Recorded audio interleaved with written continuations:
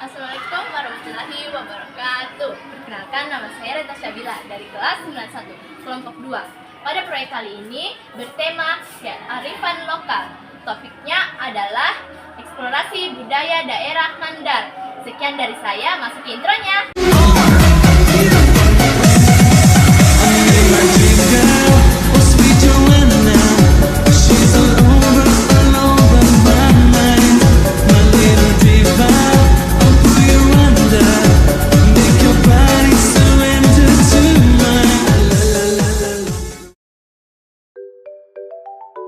Tujuan pada proyek ini untuk mengeksplorasi nilai-nilai dan identitas budaya yang ada di Sulawesi Barat, serta menguatkan kembali profil pelajar Pancasila melalui pemahaman nilai kearifan lokal pada situs-situs budaya dan tempat-tempat bersejarah. Proyek ini juga memiliki beberapa dimensi dan subelemennya. Dimensi pertama, berkebinekaan global. Subelemennya ada 3. Yang pertama, mendalami budaya dan identitas budaya. Yang kedua, mengeksplorasi dan membandingkan pengetahuan budaya, kepercayaan, serta praktiknya. Yang ketiga, menumbuhkan rasa menghormati terhadap keanekaragaman budaya. Kreasi, subelemennya ada 2. Yang pertama, menghasilkan gagasan yang orisinil. Yang kedua, menghasilkan karya dan tindakan yang orisinil. Dimensi yang ketiga dan terakhir, gotong royong. Subelemennya ada 3. 1. Kerjasama. 2. Persepsi sosial. 3. Dan yang terakhir, menghasilkan gagasan yang horizontal. A. Kearifan lokal adalah pandangan hidup dan ilmu pengetahuan serta berbagai strategi kehidupan yang berwujud aktivitas yang dilakukan oleh masyarakat lokal dalam menjawab berbagai masalah dan pemenuhan kebutuhan mereka. Kearifan lokal merupakan gagasan-gagasan lokal yang penuh kearifan, bernilai baik dan bersikap bijaksana yang dimiliki dan diimplementasikan oleh anggota masyarakat. Menurut Undang-Undang Republik Indonesia Nomor 23 Tahun 2009 tentang Perlindungan dan Pengelolaan Lingkungan Hidup, disebutkan bahwa kearifan lokal adalah nilai-nilai luhur yang berlaku dalam tata kehidupan masyarakat untuk antara lain melindungi dan mengelola lingkungan hidup secara lestari. Kearifan lokal juga melibatkan kemampuan untuk memanfaatkan sumber daya alam dengan bijaksana, menjaga keberlanjutan, serta memelihara hubungan harmonis antara anggota masyarakat. Nilai-nilai kearifan lokal yang tertanam dalam kelompok masyarakat akan menjadi bagian hidup yang tidak dapat terpisahkan. Hal itu bisa dilihat melalui perilaku sehari-hari masyarakat tersebut. Kearifan lokal dapat berupa pengetahuan yang berasal dari pengalaman di masyarakat dalam kurun waktu yang lama dan dilakukan secara terus-menerus. Bentuk-bentuk kearifan lokal di masyarakat dapat berupa nilai, norma, etika, kepercayaan, adat istiadat, hukum adat, dan aturan-aturan khusus. Nilai-nilai luhur terkait kearifan lokal dapat meliputi cinta kepada Tuhan, alam semesta beserta isinya, tanggung jawab, disiplin, mandiri, jujur, hormat dan santun, kasih sayang dan peduli, percaya diri, kearifan kerja keras, pantang menyerah, keadilan dan kepemimpinan, rendah hati dan baik, toleransi, cinta damai, dan persatuan. Berikut ciri-ciri kearifan lokal. Kearifan lokal memiliki ciri khas, etika, dan nilai budaya dalam masyarakat yang diturunkan dari generasi ke generasi berikutnya. Berikut ini beberapa ciri-ciri kearifan lokal.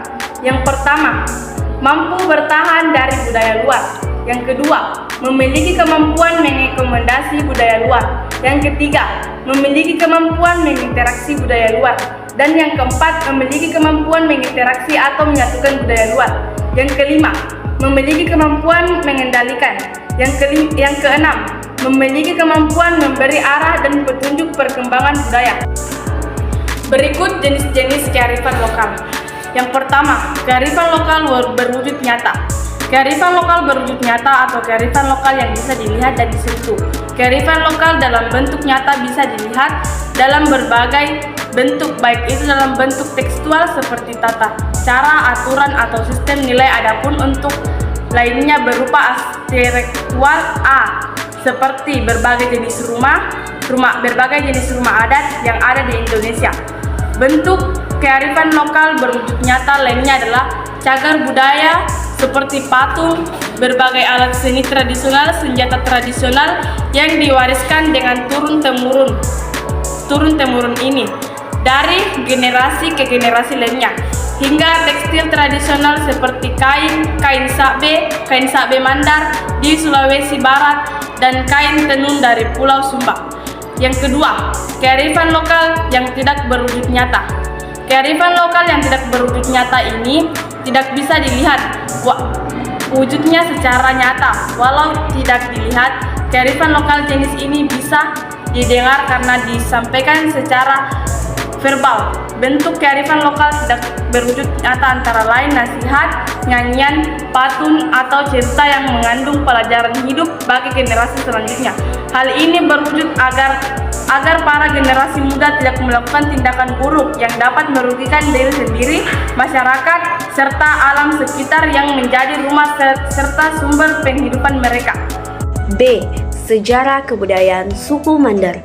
Suku Mandar adalah salah satu kelompok etnis terbesar yang menempati wilayah Sulawesi Barat. Suku ini dulunya bergabung dalam suku-suku utama di Sulawesi Selatan, seperti Bugis, Makassar, dan Toraja. Hingga Sulawesi Barat terdiri sebagai provinsi pada tahun 2004. Di daratan Pulau Sulawesi Selatan, suku Mandar merupakan etnis terbesar kedua setelah Bugis. Tidak hanya di Sulawesi Barat, suku Mandar juga terdapat di beberapa daerah lain termasuk Kalimantan. Suku Mandar memiliki sejarah dan adat budaya yang menarik untuk diketahui. 1. Asal-usul suku Mandar. Melansir buku yang berjudul Pulau Mandar, Alam Budaya Manusia yang diterbitkan oleh Dinas Perhubungan Komunikasi dan Informatika Kabupaten Pulau Mandar, bahwa suku Mandar terbentuk pada abad ke-16. Pembentukan ini terjadi setelah adanya persekutuan antara 7 kerajaan di pesisir atau disebut Pitu Babana Binanga dengan 7 kerajaan dari pegunungan atau Pitu Ulunasalu. 7 kerajaan pesisir meliputi kerajaan yaitu Banalipa, Sendana, Bampoang Bangai, Tapalang, Mamuju, dan Binuang. Sementara kerajaan pegunungan meliputi kerajaan Rambetulahan, Aralle, Tabulahan, Ambi, Matanga, Taban, dan Bambang. 14 kerajaan tersebut kemudian sepakat untuk bersatu membentuk sebuah persekutuan satu bangsa yang saling menguat dan melengkapi satu sama lain. Dari situlah asal-usul terciptanya suku Mandar. Nama Mandar sendiri hingga saat ini masih menjadi perdebatan antar ilmuwan dan budayawan Sulawesi Barat. Belum memiliki kesepakatan akan asal-usul kata Mandar yang digunakan sebagai penyebut bahwa nama Mandar berasal dari kata si Pamandar yang artinya saling melengkapi. Kata ini lahir dari persekutuan 14 kerajaan tersebut yang terjadi pada tahun 1580 silam. Namun, sejumlah literatur menyebutkan bahwa kata Mandar telah ada jauh sebelum persekutuan tersebut terjadi. Data ini terlihat dari peta-peta Eropa tahun 1534 sampai 1040 yang memuat kata Mandar. Pada catatan pendaratan pertama pedagang Portugis di Pulau Sulawesi pada tahun 1530. Pendapat lain menyebutkan Kata Mandar berasal dari nama sebuah sungai di Banalipa, yaitu Sungai Mandar atau Sungai Tinambung sekarang ini.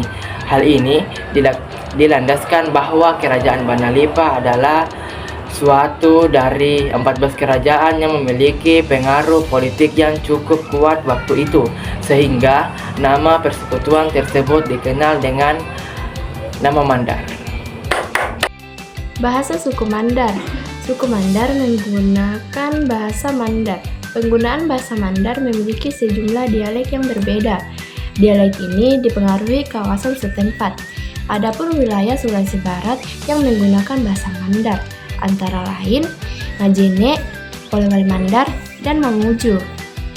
Menurut pakar bahasa Mandar, Abdul Muthalib, ciri utama bahasa Mandar adalah bunyi ucapan pada huruf B, D, C, dan G. Bila huruf-huruf itu diapit dengan huruf vokal, maka pelafalannya menjadi berubah, seperti kata pemamba menjadi pefamba, kata dada menjadi dafda, kemudian kata bija menjadi bija, ya, dan magara menjadi manghara. Dialek bahasa Mandar yang paling banyak digunakan adalah dialek Banalipa, yaitu ujaran-ujaran bahasa atau logat bahasa Mandar yang dipakai oleh rakyat di daerah Banalipa. Dialek Banalipa juga memiliki sejumlah varian seperti Lapeo, Pambusuang, Karana, Napo, Tandung, dan Todang-Todang. 3. Adat budaya suku Mandar. Suku Mandar dikenal sebagai salah satu suku yang menjunjung tinggi adat istiadat dan budaya. Beberapa tradisi budaya tersebut dipertahankan dalam kehidupan sehari-hari hingga sekarang. Berikut beberapa tradisi yang masih dilestarikan oleh orang suku Mandar. Yang pertama, Sayam Patudu. Dikutip dari Jurnal Universitas Muhammadiyah Makassar yang berjudul Nilai Sosial Tradisi Sayam Patudu. Dalam masyarakat Mandar disebutkan bahwa Sayam Patudu merupakan acara adat tradisional yang dilakukan untuk mensyukuri anak-anak yang khatam Al-Quran. Bagi suku Mandar, khatam Al-Quran adalah sesuatu yang sangat istimewa. Karena itu, bagi anak-anak yang berhasil menghatamkan Al-Quran akan diarak keliling kampung dengan kuda-kuda yang dihias sedemikian rupa. Istilah Sayam Patudu sendiri diartikan sebagai kuda menari, di mana para peserta akan duduk di atas kuda sambil menjaga keseimbangan. Kuda-kuda tersebut telah terlatih mengikuti irama musik buntalan pantun khas Mandar dan disebut kalendada. Acara adat ini bisa dilakukan sekali setahun, bertepatan dengan bulan Maulid Rabiul Awal. Sayam Patudu ini memiliki makna edukasi motivasi bagi anak-anak agar sejarah mungkin mengatakan Al-Quran. 2. Berau Sande. Berau Sande adalah berau bercandi kursaan Austronesia yang kemudian berevolusi di Mandar dan kemudian disebut Sande, berarti saja motor runcing. Sande disebut sebagai puncak kebudayaan Mandar dalam bidang kebaharian. Berau inilah yang digunakan masyarakat Mandar untuk berlayar hingga ke berbagai wilayah. Berau ini memiliki kecepatan 20-30 knot atau setara 50 km per jam, atau disebut sebagai salah satu perahu layar tercepat di dunia. Dalam tradisi masyarakat Mandar, proses pembuatan perahu Sande dilakukan dengan berbagai ritual-ritual, terutama terkait pemilihan waktu yang tepat untuk menebang pohon yang akan digunakan sebagai bahan pembuatan perahu Sande. Salah satunya terkait waktu memotong pohon yang dilakukan pada hari 15 kalender Hijrah. Selain itu, memotong kayu dilakukan ketika matahari menanjak naik dan ketika angin sedang berhembus. Ketiga, kalendada. Kalendada merupakan salah satu budaya sastra berupa puisi tradisional khas Mandar. Puisi ini dibacakan pada upacara-upacara adat dan keagamaan. Kalendada bisa juga dibacakan pada upacara adat Sayam Patudu, Maulid Nabi, atau upacara perkawinan. Dalam buku Polewali Mandar, Alarm Budaya Manusia disebutkan bahwa istilah kalendada orang berasal dari berbagai versi. Salah satunya versi menyebutkan kalendada berasal dari dua kata, yaitu kali yang berarti gal dan gada berupakan dada. Jadi dada artinya menggali isi dada atau hati seseorang. Beberapa kalendada yang cukup populer dalam berikut: Sanga bitoeng rada binokna bolong ikan di pala mambure pecawana, artinya kusangga bintang yang jauh jatuh di atas punggung kuda hitam. Dinda kiranya yang menaburkan senyuman. Pasimbayang mogo dai palima waktu mogo iotomu tuku bewonga di akhirat. Artinya bersembayanglah engkau bersinu waktulah, itulah dia bekal di akhirat.